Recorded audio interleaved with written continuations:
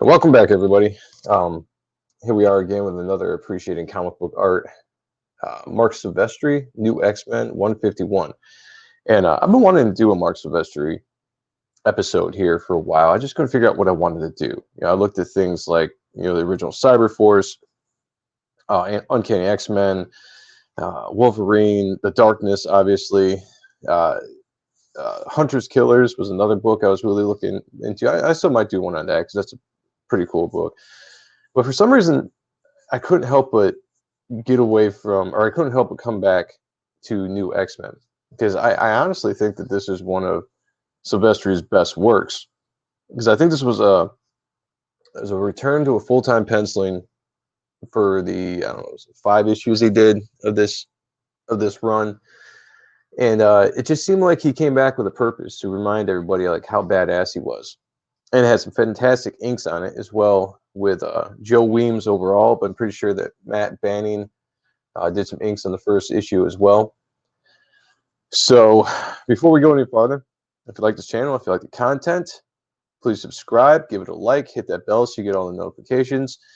Spread the word, share it around. Every little bit helps, and I really, really appreciate that. So let's jump into this book.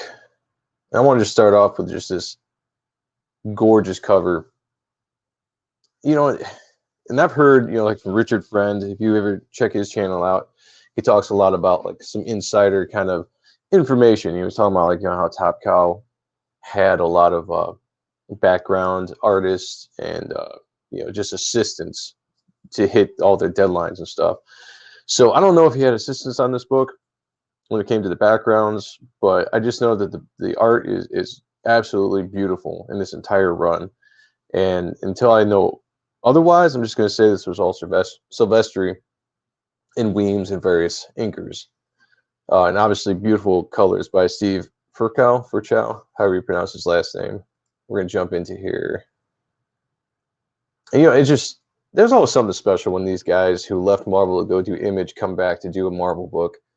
It's just really cool to see how they progress in their art style from when Silvestri was, when he was doing Uncanny X-Men, and Wolverine, and then just how he evolved his art, and then he comes back with just this beautiful rendition of the X-Men.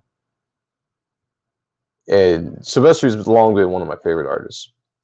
He's a major influence on my own personal work, not necessarily like style-wise, but just I love how he can draw like folds in clothing. Just the way that he uses black in his drawings, the way he does page layouts. He's an absolute master. And, Rob Liefeld said it before. He's like, he's the best of the Image 7 of his generation, the best illustrator of his generation to hit the scene. And I would completely agree with that. One thing I love about Silvestri's style is all the floating panels, thin borders. And there's some people out there that like the thicker borders, like I know I've heard Tom McFarlane talk about liking the thicker borders. There's something about the thin borders. I don't know. It just adds a rawness to the page, a certain energy, I guess you could say, to it. Great at doing anchor shots, and then everything just kind of working around that. This was just a beautiful, beautiful shot. That was one thing that Silvestri really started to lean into with a lot of his skylines, the clouds, a lot of the cross hatching. Would that be like a Barry Windsor Smith style? If I'm thinking correctly. I don't have any notes when I record these videos. This is just all off the top of my head. But as you can see here, we've got, let's see, yeah, Bat, Weems, Billy Tan. Huh, I never knew that. Interesting. Yeah, but a lot of people have helped in with this first issue. I think the rest of the issues going forward in this run, it was just all Weems. But you can't, I mean, it came out great. Like, this is still some of my favorite work by Silvestri. The storytelling was just on par. The art was just like next level. And especially what he had been doing on the Darkness, which I really loved, but he had a lot of assistance on the Darkness. You know, Joe Benitez and some other guys would come in and probably do finishes over his layouts, and some stuff in the Darkness looked like Silvestri and other stuff didn't. But this book, I think, is all him for the most part. Maybe some backgrounds and stuff that other people lent a hand in. The overall story for this I thought was pretty cool. It's been a while since I read it, and if anybody knows me, like I'm into comic books for the art. Like I will read a book maybe once, maybe twice, and then that's it. And then from that point on, it's just what I remember about the story. But to me, I just get lost in the beautiful art. And again, like I was, besides Silvestri, besides the inks, you know, Steve Furchow, however you want to pronounce his name, just the palette in this book is just out of this world. Everything just pops, and it's so, the colors are so vibrant. Just everything works. This run is just so special to me because just everything works. That's a great shot of Dark Beast right there. That's another thing too. I mean, Silvestri was great about, you know, like I said, using the blacks, how things just kind of fade, and it makes other stuff in the picture pop, and in the incredible detail in these in this armor. I have to imagine that you're doing that kind of once, you're probably not going to draw that over and over again. But for this particular shot, it was important to have something like that. And the design on the Sentinel is great. You introduced a lot of new characters in this storyline. You know, I think a lot of it had to do too with Grant Morrison. Who I think I missed it, but I'm pretty sure he was the writer on this book. But his direction and whatnot. But this is just a great sequence. I love it. Just simple stuff like this, but just the hands coming down, closing, and then pretty much just backhand, just splitting these dark night crawlers in half. Simple action, simple storytelling, but yet so impactful. Another cool character. Beak? Is that Beak? Is his name? Man, again, like I said, it's been a long time since I've read this. But I highly recommend this run if you can find it. And unfortunately, I was not collecting comics when he did this, so I'm a Johnny-come-lately when it came to this. I had to go get the trade because it's very hard to find these single issues. If you can find a single issue, hit me up. I'll buy it from you. So, oh man, I just love the design on these. And you know, if this was Silvestri doing a lot of these, the backgrounds and stuff, or even if it wasn't, I don't know, but just the way that Silvestri / the Top Cow guys did these just kind of organic designs, it just had so much life to them. It added so much to the story. Awesome shot of Logan there in the dark. Again, here we go. Let me zoom in here. All these folds. I mean, that is incredibly hard to do, and to make it look right, make it look correct. You know, you have to really understand how clothing falls and then be able to exaggerate it from there. I've tried to master that. I'm still not there.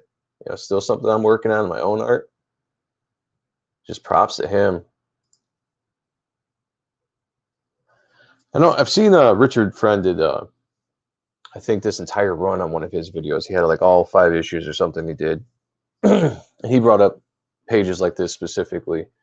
And this is something I kind of did in the Savage Dragon video I just did the other day, where you're just showing the mood of a cemetery, you know, just expertly lit, where you have the heavy shadows casting in the mood, you know, like all these gravestones just seemingly just floating out, you know, just giving this eerie feeling. And these trees are fantastic. And then you have the foreground here, a little bit more detail, but just everything flows so beautifully, brought together by the colors. Again, the floating panels around everything. Great headshot there, Scott. It's a very emotional scene. It gets across the point that you're looking for, which is like, you know, kind of like this, it's a depressing kind of scene, you know, especially I think this is the first time in the story where we realize that we're doing a flashback here, and Jean Grey, or Jean Summers, is dead at this point. It's just kind of one of those, like, you know, what moments? Yeah, it's just, I mean, I can't say enough about his art. And then again, the fading into the jet black, making the leaves pop. And there's so much dynamic and energy and movement in this picture when it's not like an action scene. And that, to me, is masterfully done. I think that's definitely something to keep in mind, how you're setting up a scene when it's just a simple scene of a character walking away from another character in a graveyard. How can you make that really interesting and engaging to the offense? Watching too much football lately. Audience is, you laid out just like that. It's, you know, just the perfect setting. Uh, I might have to do some more videos on the rest of the run he did, because this is just, the art in the entire series is absolutely gorgeous. I encourage everybody to go out, find these books. If you can't find the actual floppies, and get the trade and just consume it, because he puts on a clinic for storytelling and for art in this. And I think, like I said before, it's one of his best series, or whatever you want to call it, runs. There you go. Sorry.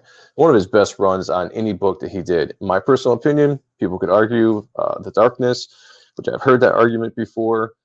I'm really interested to see if he ever comes out with that Batman comic he's supposed to be doing. They were supposed to release like 2 years ago or whatever. I don't know if they'll ever see the light of day. I hope it does, because I'm itching for some new Marc Silvestri art, and not just in pinups or covers, but like actual storytelling, because he is so good at it. So, all right, guys. Well, that's it. I hope you enjoyed this video. If you did, please subscribe. Hit that like button for me. Hit that bell for all the notifications. I'm going to try to be doing these more on a regular basis. So, all right. Appreciate it, and I will talk to you all later.